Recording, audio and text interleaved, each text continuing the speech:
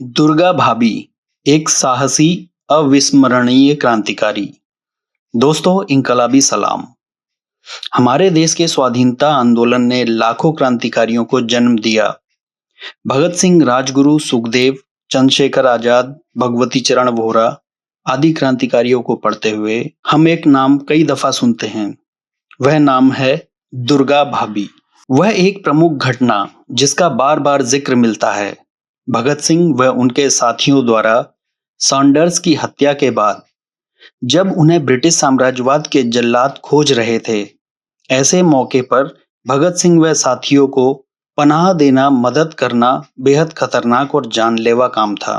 किंतु ऐसे वक्त में दुर्गा भाभी ने यह खतरा खुशी खुशी उठाया। दुर्गा भाभी उस समय एक दूध पीते बच्चे की मां थी। उन्होंने पूरे साहस का परिचय दिया और भगत सिंह और राजगुरु की जान बचाई। दोनों क्रांतिकारियों को सुरक्षित कलकत्ता पहुंचाया। दुर्गा भाभी की बदौलत ही क्रांतिकारी अंग्रेज जल्लादों की नाक के नीचे से निकल पाए। दुर्गा भाभी का असली नाम दुर्गावती था।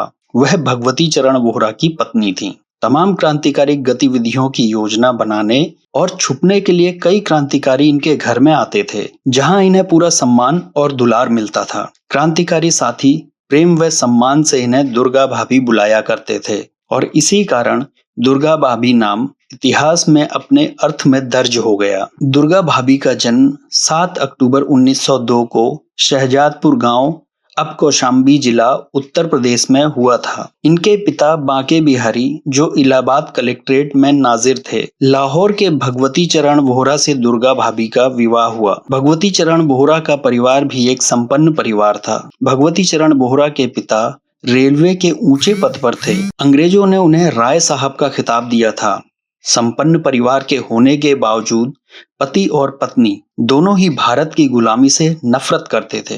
भारत को अंग्रेजों की गुलामी से मुक्त कराने के लिए ब्रिटिश साम्राज्यवाद के खिलाफ क्रांतिकारी कामों से जुड़ गए थे। परिवार द्वारा निजी जीवन के संकट के समय के लिए 40,000 और 5,000 रुपए दंपत्ति को दिए गए थे, जो उस समय के हिसाब से एक बड़ी रकम थी।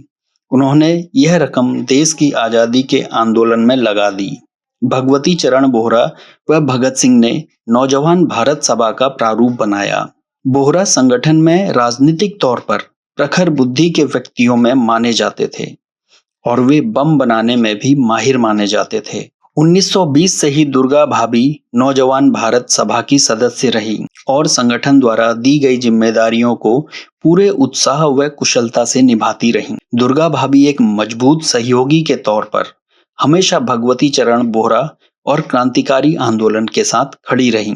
भगत सिंह और उनके साथियों को जेल से छुड़वाने की योजना के तहत बम बनाते हुए 28 मई 1930 को भगवती चरण वोहरा शहीद हो गए। पति की मृत्यु के बाद भी दुर्गा भाभी लगातार क्रांतिकारी कामों में सक्रिय रहीं। दुर्गा भाभी कई क्रांतिकारी गतिविधियों में सीधे शामिल रहीं। स्वतंत्रता आंदोलन में योगदान के कई महत्वपूर्ण प्रसंग हैं। पंजाब के पूर्व गवर्नर लॉर्ड हेली, जो कि ब्रिटिश साम्राज्यवाद के एक जल्लाद के समान था, जो क्रांतिकारियों के बीच बहुत बदनाम अफसर था, ऐसे ही अधिकारी की हत्या के प्रयास में दुर्गा भाभी शामिल रहीं। मुंबई के एक पुलिस अधिकारी पर दुर्गा भाभी द्वारा 9 अक्टूबर 1930 को गोली चलाई गई, जिस कारण उन्हें गिरफ्तार किया गया और 3 साल की जेल भी हुई। दुर्गा भाभी राजस्थान में हथियारों को लाने ले जाने और क्रांतिकारियों के बीच पत्र व्यवहार का काम किया करती थीं। उन्होंने हथियार चलाने का प्रशिक्षण लिया था। दुर्गा भाभी जेल में कैद अपने साथियों को छुड़वाने के लिए भरसक प्रयास करती रहीं। जुलाई 1929 को उन्होंने भगत सिंह की फोटो लेकर लाहौर में एक बड़े जुलूस का नेतृत्व किया। 62 दिनों की भूख हड़ताल के संघर्ष के बाद शहीद जतीन्द्र नाथ दास का अंतिम संस्कार लाहौर में करवाया गया, जिसके लिए दुर्गा भाभी ने अंग्रेजों से बहुत संघर्ष किया। भगत सिंह द्वारा दुर्गा भाभी को सेंट्रल जेल लाहौर से 22 मार्च 1931 को अंतिम पत्र लिखा गया। पत्र के कुछ अंश इस प्रकार हैं। मार्क्सवाद पर कुछ चुनिंदा किताबें यूं ही पड़ी रह गईं अफसोस मैं उन्हें पढ़ ना सका और फिर कभी पढ़ नहीं पाऊंगा। मार्क्सवादी लिटरेचर में आपकी गहरी रुचि है। लेनिन पर भी कुछ बेहतरीन पुस्तकें हैं। आप इन्हें पढ़ेंगी और अन्य क्रांतिकारियों में भी इन विचारों के प्रति रुचि जगाएंगी। भारत जैसे गरीब देश में समाजवाद की नितांत आवश्यकता है। आदमी आता है, जाता है, पर संस्था बनी रहती है। एसोसिएशन का काम कदापि शिथिल नहीं होना चाहिए। ब्रिटिश सरकार से हमारी लड़ाई तब तक चलती रहेगी जब तक भारत माता की गुलामी की बेड़ियां कट ना जाएं और समाजवादी सरकार की स्थापना ना हो जाए। भाभी अपने आप को अकेली अवश्य महसूस करती होंगी, पर अपने मिशन के साथ आम लोगों के बीच जाएंगी तो आप देखेंगी आपके साथ हजारों लोग खड़े हैं। आप बराबर सर्वहारा के लिए समर्पित रहेंगी, क्योंकि समाज में शोषण के सबसे ज्यादा शिकार वे ही होते हैं। देश की आजादी के लिए दुर्गा भाभी का साहसी संघर्ष हमेशा अविस्मरणीय रहेगा।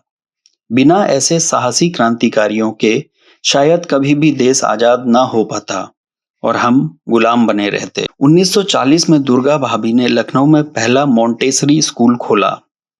आजाद भारत की सरकार ने उनके त्याग बलिदान को भुला दिया और वह एक तरह से गुमनामी का जीवन जीती रही और अंततः 15 अक्टूबर 1999 के दिन 92 साल की उम्र में उनकी मृत्यु हो गई।